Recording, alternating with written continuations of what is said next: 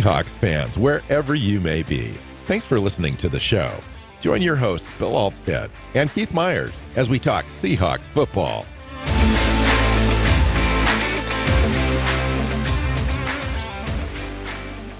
Hey, hi, Seahawks fans. Welcome back to another episode of the Seahawks Playbook podcast. I'm your host, Bill Alvstead, sitting down with co-host Keith Myers here to talk Seahawks football.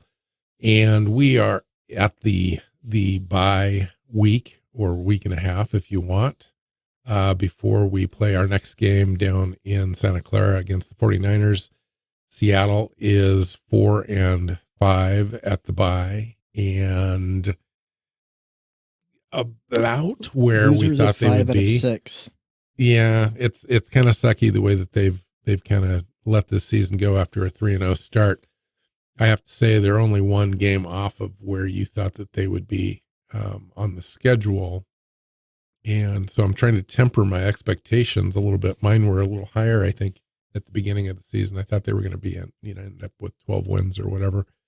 It doesn't look like that. It doesn't look like they're going to even make the playoffs at this point, given the remaining schedule, which is the 10th most difficult schedule remaining in the NFL.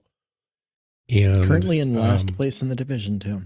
And yeah, and then the NFC, I think they're 1-4, something like that. So it's definitely going to be an uphill battle. There are some things to be optimistic about and hopeful about, as well as putting things in perspective over the course of the entire season and then looking ahead. There's definitely some things that you could point to that they've done well. There's some things that they haven't, obviously, and a lot of things. And what you want to see the rest of the way that would give you some optimism and hope heading into 2025 and so forth.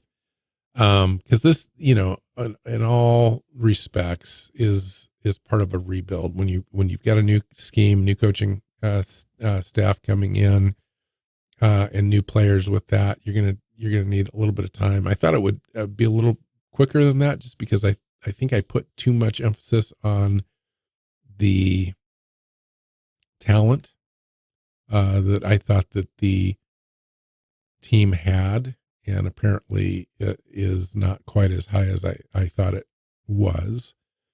And then we've had some injuries. Things haven't come together as far as coordinators. I don't think, mostly on the offensive side. Defense has definitely had some struggles, but the offense should have been good. It has the personnel to be good, and yet they're not. And I want to really kind of hone in on the offensive line.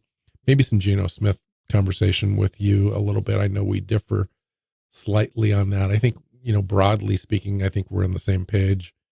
But game to game, there might be some different issues that we look at.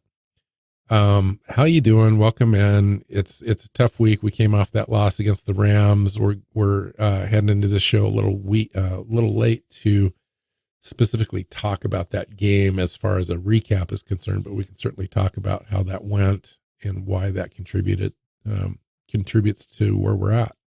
Welcome in. I mean, yeah, I think you look at that game, and I know there were other games like the Detroit game where the defense lost the game and the offense did enough to win. I mean, they should have, but in this game, it was the opposite. The defense played extremely well, and the offense was just an incompetent mess.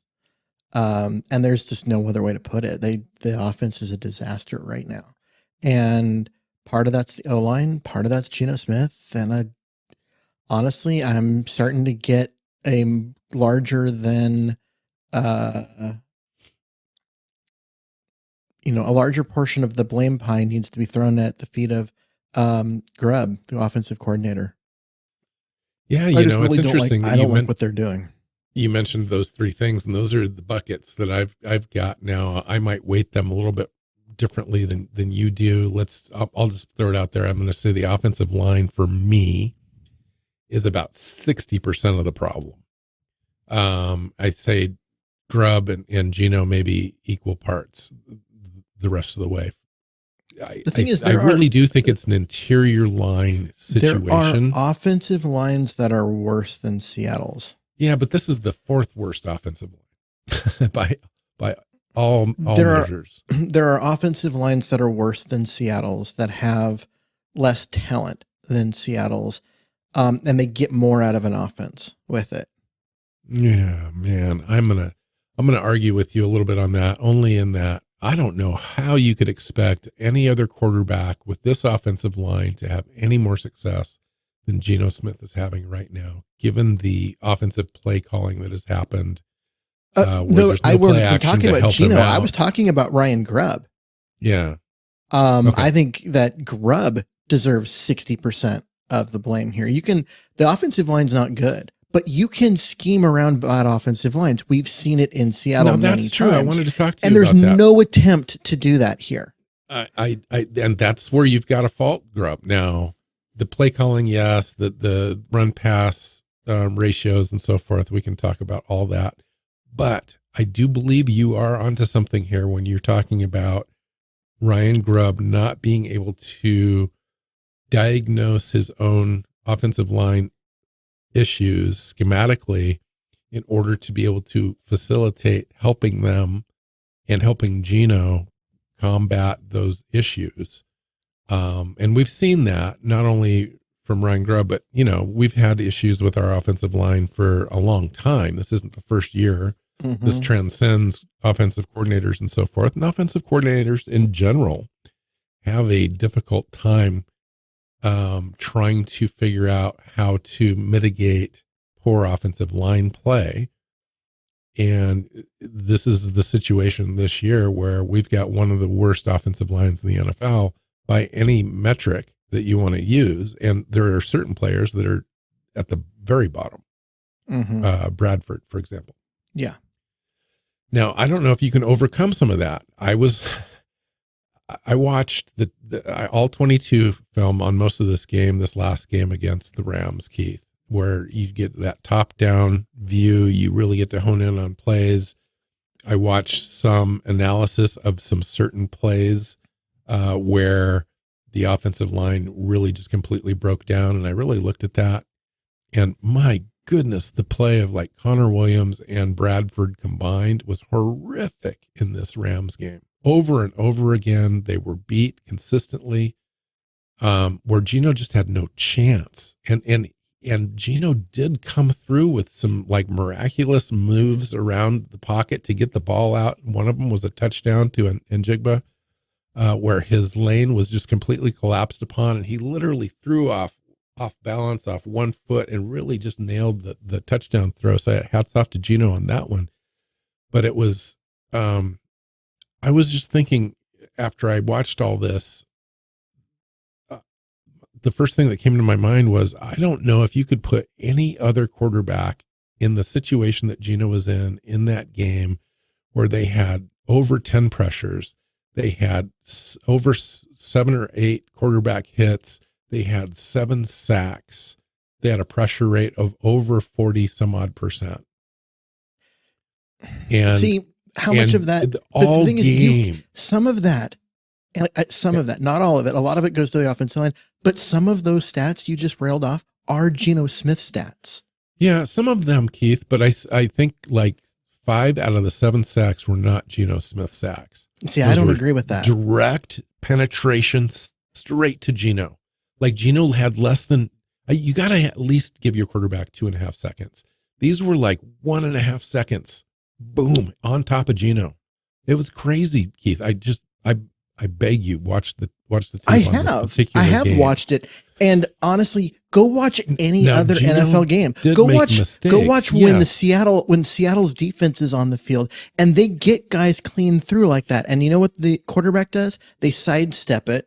They keep their eyes downfield, and they make a play. Geno isn't doing that right now. He's standing there and waiting to get tackled, and he's not keeping his eyes downfield. He's looking at the pass rush, and that's the problem, because he's got open guys behind it. I'll give you all of that, but I also want you to take in that the opposite end of that spectrum, which is Geno played out of his mind on a lot of different plays. I'm not talking every play. I'm just saying a lot of the time Geno was doing that, was sidestepping, was making plays. He threw 3 touchdowns in this game, and all of those were great throws. Yeah. The timing is off on him. If you He threw 3 interceptions that were he threw 3 interceptions. awful bad. Awful.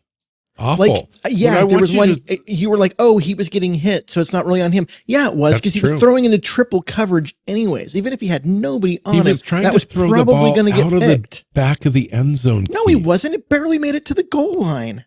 Keith, that's because he was hit. So when you take a look at Gino's press conference, they asked him specifically about that, and he says, "Yeah, I was trying to get it out, and I got, and he didn't make any excuses." But you watch the tape, and he was clearly bumped into his arm, got hit the ball trajectory completely went opposite of where he was trying to go. He threw it into triple coverage. He was trying to throw over the heads of those folks, though, out of the end zone. I don't believe that. I straight up don't believe that, because he steps into the throw and throws it at a guy who's triple covered. And it does Even not if I go give you up. all 3 interceptions that are 100% Gino's fault, I'm still saying he didn't play a horrible game overall. He did. The interception on the screen pass where he didn't even look. He just walked. He took it. It was a play action, and then he just threw it without even looking at where Barner was. And of course, he was trying to anticipate. He was certainly trying to anticipate on that. He wasn't even looking forward. You can't throw that pass. The guy's just standing there. Gino did not have a good game. He did not play well. He made some really great throws, but in between those great throws were some really bad decisions. There were wide open guys that didn't get the ball. Instead, he threw it into coverage. I can't give you that he had a good game. He didn't have a good game. He had a bad game. He didn't have a good overall. You just said he played well. He didn't play well. Overall, he didn't have a good game. Anytime you throw 3 interceptions, you give the ball to another team, you're going to have a bad game. You're going to probably lose. Yes, all of that, Keith. I'm saying in between those things, he played well. He put Seattle in a position to win. Seattle should have won that game. Certainly without the turnovers, they probably won that game. No. Certainly without the 9 penalties on offense, they win that game. Certainly without all the snapping issues, they win, and self-inflicted wounds, they win that game. I'm saying Gino played well enough to win that game minus the interceptions. Now, you can't take away the interceptions. I'm not trying to do that. I'm just saying I think that he played well enough to win that game, given the effort that the defense had. The snap that you're trying to say is Connor Williams' fault, that hit him in the freaking hands and then bounced over his shoulder. That was not a bad snap. That was a quarterback not looking the ball into his hands. Well, you don't know what the timing was on that snap either. Gino wasn't ready for it, obviously. He was. So maybe, and as the ball's coming out, he's looking away. He's already he's trying to look to see where JSN is, and there's certainly some sort of timing and miscommunication stuff going on there, because it's not just one time. It's like, and then other times when he had the snap, it was way up over here, so where it wasn't right in front of him where it's supposed to be. It was like he had to go get it. Something's going on there. Now, I'm not saying it's 100% Gino. I'm not saying it's Connor Williams 100%. Something's going on there, though. Yeah, but I'm not giving Geno Smith the benefit of the doubt here. He isn't playing well enough to. He hasn't earned it. He's not playing well. He's making bad decisions with the ball, and Geno's been sacked 28 times, 4th most in the NFL. He leads the league in pressure. Against him, and he doesn't have much of a running game because his offensive coordinator refuses to run the ball, and he uses play action the least amount in the NFL. That's a thing too. That's where I think Geno's earned the benefit of the doubt. But is that there are a lot of things. How many times can you drop back Geno's control and how many times can you drop back to pass and misread the defense? And before you're like, that is a quarterbacking problem, because he's misreading defenses right now. Nonetheless, he's the 5th best quarterback in the league under PFF grades. I get it. 5th best quarterback grade when kept clean. Better than Matthew Stafford, Stroud, Goff. Hold on. No. Under pressure, Geno is the 13th best completion percentage at 49.2. 13th He's the lowest 19th turnover best worthy quarterback play. in the league. He is the 13th lowest 19th. turnover worthy play percentage at 4.1. And he's Go the look- 11th best quarterback in those situations. He is 19th by multiple measures, including PFF and QBR. There are 18 better quarterbacks than him. He is below average. You got to look at so those 11 interceptions, the better stat would be interception rate, which would 11 be at interceptions 2.9. leads the NFL. Of course, but he also has the most attempts. So that's why I'm saying interception rate, which is 2.9%, is tied for the 9th highest. And Brock Purdy's above him, Baker Mayfield, other quarterbacks that are, so he's bad.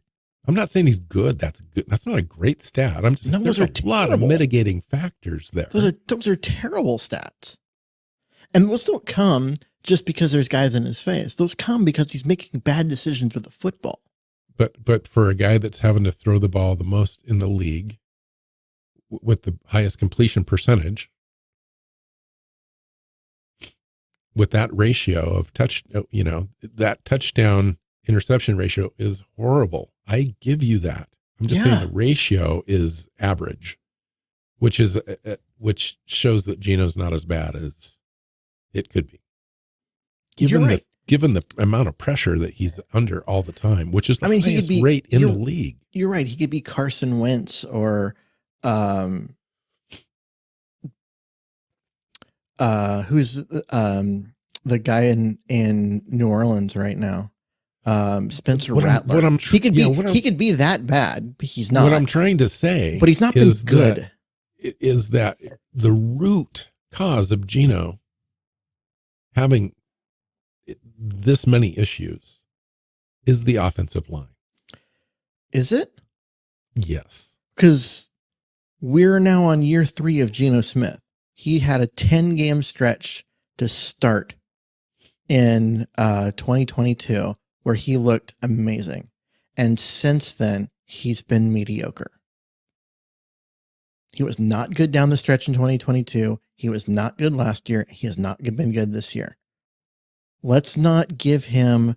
His turnover-worthy play rate was the 4th lowest in the NFL prior to the Rams game, Keith. He's been decent. Given the high attempt rate that he's been having to play, he's not been asking to throw the ball 45 times a game. That's been put on him. And to have the 4th lowest turnover-worthy play rate from that is pretty amazing, really, when you think about it, given the pressure that he's under. I'm just saying, in all the big picture, the offensive line sucks, and it's horrible. It's horrible. And so I'm just trying to figure out, okay, is this a Geno problem? Like if any other quarterback was back there, let's just say Howell. If any other quarterback was back there, they would have been benched. He's on pace for having 21 interceptions. He's going to lead the entire NFL in turnovers. Brett Favre led the NFL in turnovers every year he played too, because he threw the ball 48 times a game. It is one of those things where it's like, the more you throw, the more you're going to put the ball in play sometimes. The offense is discombobulated. Like they got a little better in this game as far as run ratio versus pass ratio and so forth. I thought they made a valiant effort. You're right. They made a valiant effort to run the ball, but let's look at it. They scored exactly 0 points in this game when they weren't in end of half desperation mode. Yeah. They scored exactly 0 points in this game when they weren't in end of half desperation mode. And on top of that, when they did finally put a drive together, it became 7 points for the Rams instead of points for Seattle. Oh, it was horrendous. 2 red zone turnovers. I mean, 2 red zone turnovers, and one of them, they were still in the game. And one of them was a 103-yard return for a touchdown. Right. The offense, like I said, other than end of half desperation mode, scored -7 points in this game. The offense was an absolute disaster. The defense played freaking amazing. And I think that needs to be said. The tackling was way better than it's been recently. It was. The center of that defense was much more organized. People were doing their jobs. They were staying in the proper gap. All the stuff that you heard from Leonard Williams about, it's guys trying to freelance and guys trying to like make a play when there isn't a play to be made and all of that. Everyone got that memo because they did their job and it worked really well. And honestly, having Ernest Jones there in the middle was phenomenal. Yeah. the He's defense, big difference. The defense did its job. I mean, there were penalties. Reek Woolen had give up a couple of long plays and that kind of stuff. And not until the end though. I thought he played a solid game until that last drive. And then Josh Joby gave up, a few as well, but he's also a practice squad player that is being forced to play because of injuries. Overall, you look at it, the defense gave up 13 points. That's it. Yeah. That's a great game by that defense, especially including 3 turnovers. You gave the ball to the Rams 3 extra possessions. Yeah. And I mean, you look at what the Rams have been running the football and doing it really well. And the Seahawks just went in and shut that down. The defense played impressively. And the offense had its worst game of the year. Yeah. Against the defense that the Rams, one of the worst in the NFL. The offense didn't have its worst game of the year for me. Now, the turnovers, yes. When you add the turnovers into it, it's definitely worse. But I'll take the 424 yards against some of the anemic performances that we've had. I'll take the 317 yards passing. I'll take the 3 touchdowns. The interceptions are just set those aside.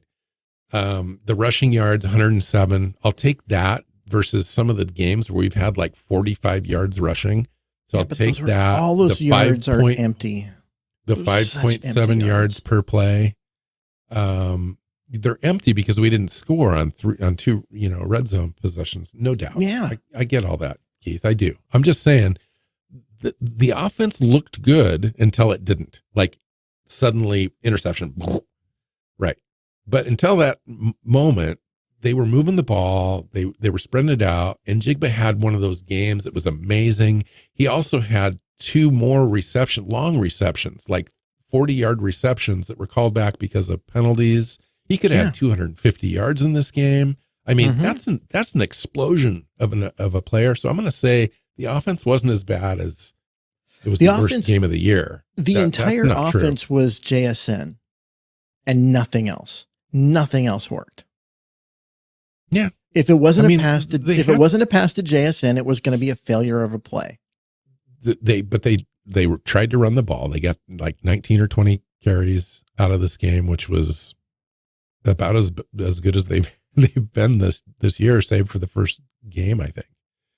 I'm not saying it's perfect. I'm just saying they really did try. The penalties were sucky. The 12 penalties, 95 yards, that really made a difference, especially the big plays that were wiped out on those things, especially the offensive holding, wiped out a 40 some odd yard reception. That's a game changer right there. And then the 38-yard reception on a motion on Gerald again.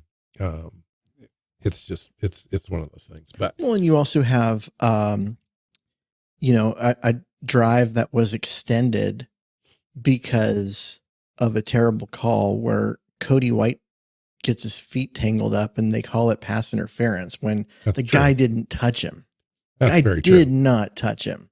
Right. So, I mean, there was a bad call the other way that gave the Rams points. and that Cody White one, I totally felt like it was a makeup call. But it should have been points for Seattle, and it wasn't. Instead, it was an interception by Geno that came after that. And the offense was bad. There were yards. They were empty yards that didn't do anything for them. They could not score points in any way until it was the last few seconds of a half, and they were heaving it down the field. And why the Rams weren't, having an extra safety back and preventing Seattle from doing that, I don't know. That's a coaching mistake by the Rams that allowed that to happen. But we did score 13 points in the second quarter. We were up 13-3 at halftime. This game should have been in hand. This thing completely went off the rails in the third quarter, and then the early fourth quarter. They scored 13 points until the last minute of the game. They scored 0 points in the first half until the last minute of the half. They scored 0 points when they weren't in end of half desperation mode. They did not score another point.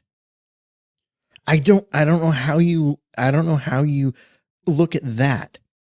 And there were some yards. They were empty yards, meaningless yards. I don't know how you look at the fact that this team cannot score points against a bad defense. That needs to be stated too. This was the fourth worst pass defense in the entire NFL coming into this game. This was a bad defense, and they could not score. I still think it comes down to the offensive line. Geno is inconsistent. Well, I'll agree with you on that for sure. But without a consistent offensive line play to provide running lanes for our running backs, to block for Geno and allow plays to develop, this is going to be a very inconsistent team. And so, and that leads to inconsistent scoring. And I don't know how else to say it. The offensive line is not worse than it was last year. Yeah, it is worse. No, it's not worse. I don't know. I just think that the offense is similar, really, in its ineffectiveness on a regular basis. It's the same. It was more consistent. They were able to get points more often last year. They were able to put drives together. Yeah, they finished the season though close to ranked 15th, and they're about 15th right now in the NFL as far as just overall yards and points. Honestly, I think we can look at what we've seen for the last year and a half, really the last 2 years, because this year, last year, and the end of 2022, and we can say that Geno is an above average quarterback, but he's not a good quarterback. And at 12, or whatever he is age wise, I know he's not as old as I keep thinking that he is, but he's like 34, 35. He's not going to get better. He is not the future of this team. It is time. It is time for this team to look towards the future, because it's not happening with Geno there. And if you bring in Sam Howell and he's worse, you know what happens? You just have a better draft pick, and you're more likely to be able to draft your quarterback. I would say you put any quarterback in behind this offensive line, they will fail, and as hard as any quarterback could possibly fail. Yeah. Yes, you put Geno in behind the Detroit Lions line, behind the Philadelphia Eagles line, Indianapolis Colts line, the Jets.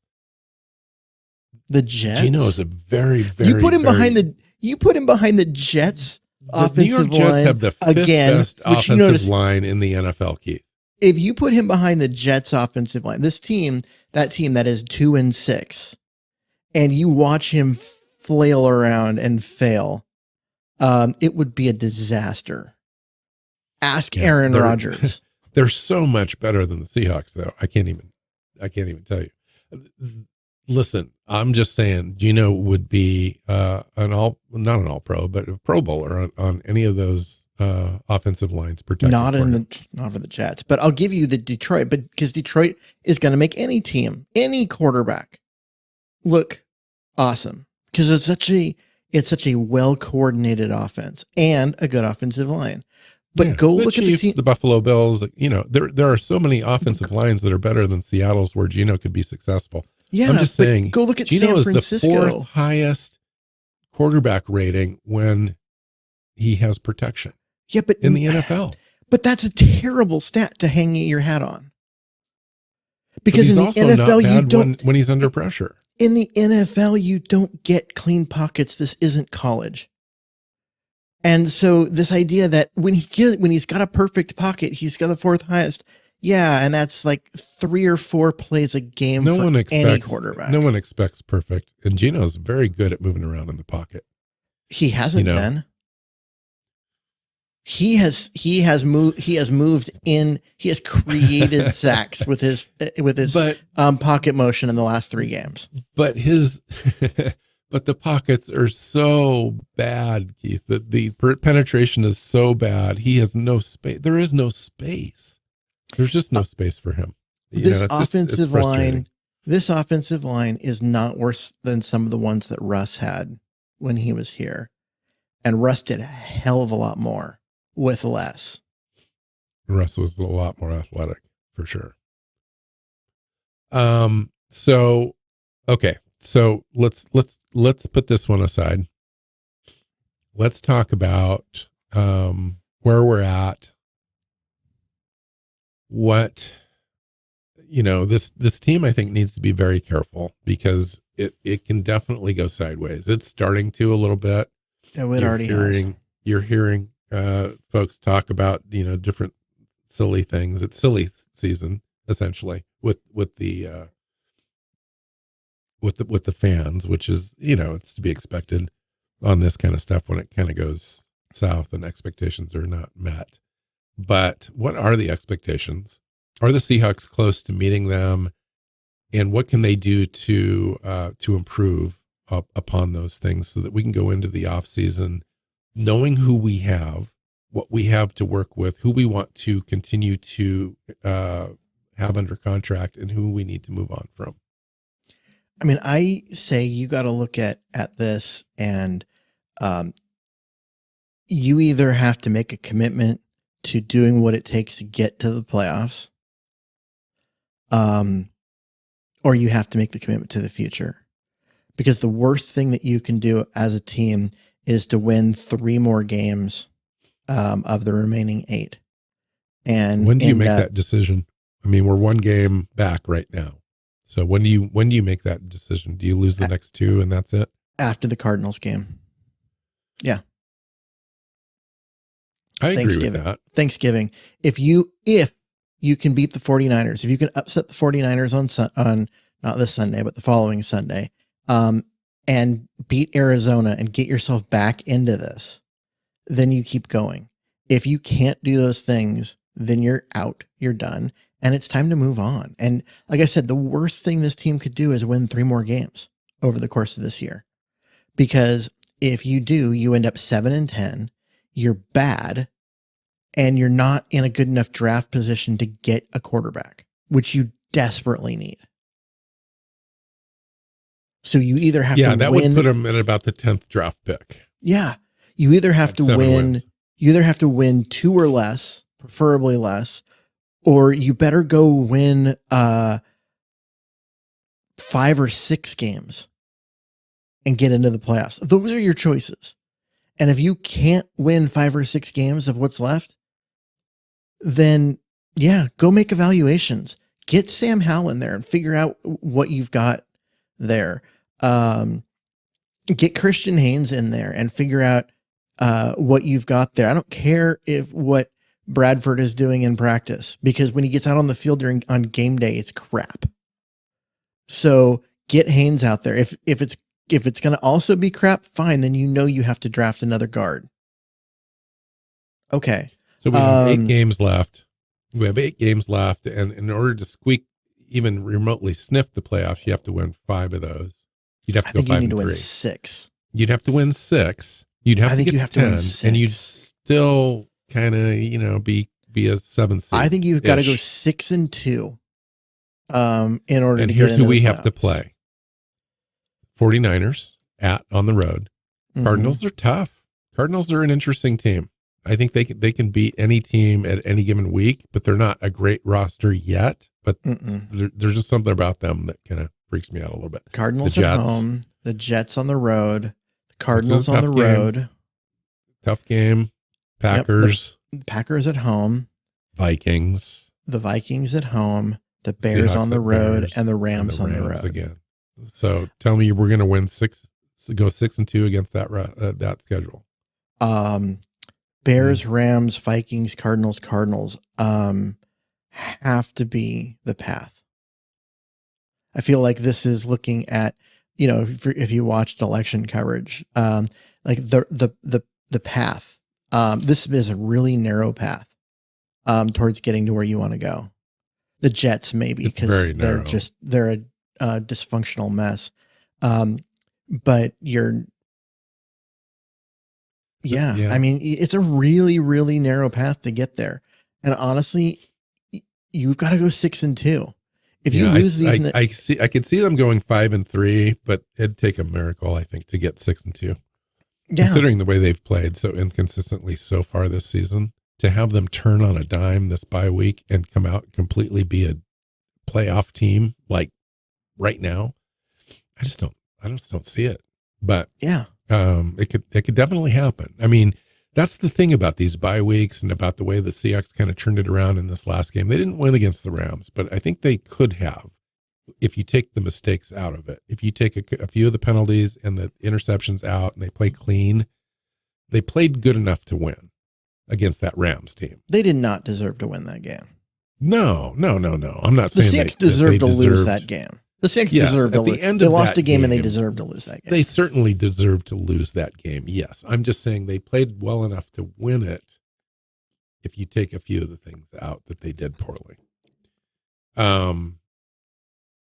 But they don't have enough margin for error to play poorly, to have any mistakes, to have 9 or 10 penalties for 100 yards. They can't lose the turnover battle in any game. They don't have that margin of error. They've lost 5 out of 6. Like, no good team loses 5 out of 6 games. No. I think that you can look at the first 3 games of the year, which were against a rookie quarterback making his first start and struggled. A New England team that honestly has a terrible roster, and a Dolphins team trying to figure out what they're going to do without their quarterback, and then losing their backup quarterback and playing a practice squad guy. It's easy to look at those 3 games and have gotten excited and see the mirage. But since then, they've lost 5 out of 6. And they've got a tough schedule. They've got the 10th toughest schedule in the NFL. Yeah. Remaining. And I look at all of that and I go, this is not a good football team. The defense has done some great things. Off and on. They played really well in this last game. They played really well in the first 3. They played pretty damn well against Atlanta. The offense has moved the ball at times and looked good. They've also looked really, really bad at times. And honestly, you got to look at all of that. And I go, I don't believe this is going to be a team that's going to win much. But okay, you're going to want to go out against the 49ers and try and pull that upset on the 17th. Do that. But if it doesn't work, you have to start working towards next year. Because So if they lose that game, they would have to go 6-1 in the final 7. And this is a team that's gone 1-6 in the previous 7. You're not turning that around. So a couple of things of note. Noah Fant is injured. Could be out 3-4 weeks. They might put him on IR. Haven't heard anything yet. Here's the deal, though. It looks like we're going to get Abe Lucas back. We're going to get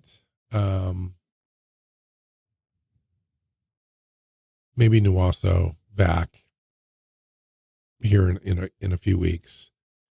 Ernest Jones now part of this defense.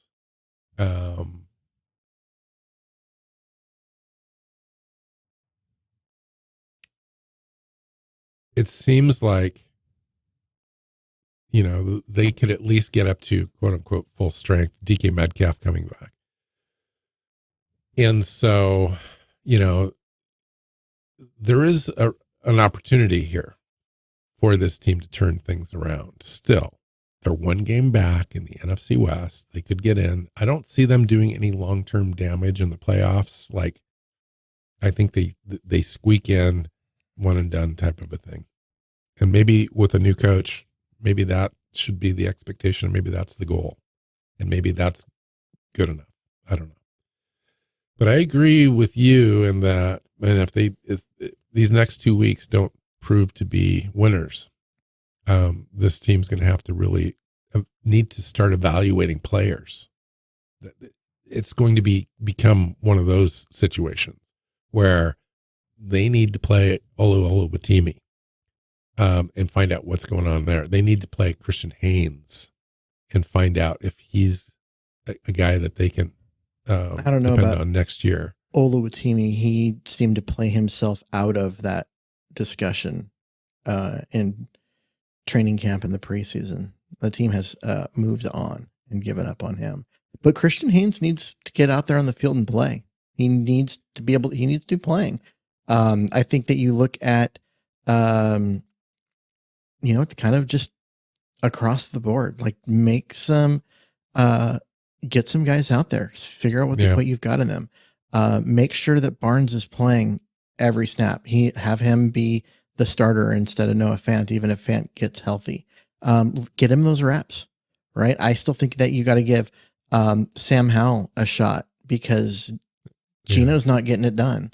And you can put the blame elsewhere as much as you want, but the truth is he's not getting it done. And if team isn't going to win, then they need to figure out what they've got there. And if they've got something that they think they can build around, cool. But you won't know that until he plays. And if they don't think they have something to build around and he goes out and lays an egg and looks awful, okay, all you're doing is giving yourself better draft position and a better chance to draft the quarterback of the future. So I think you got to go do that. I think you got to look at,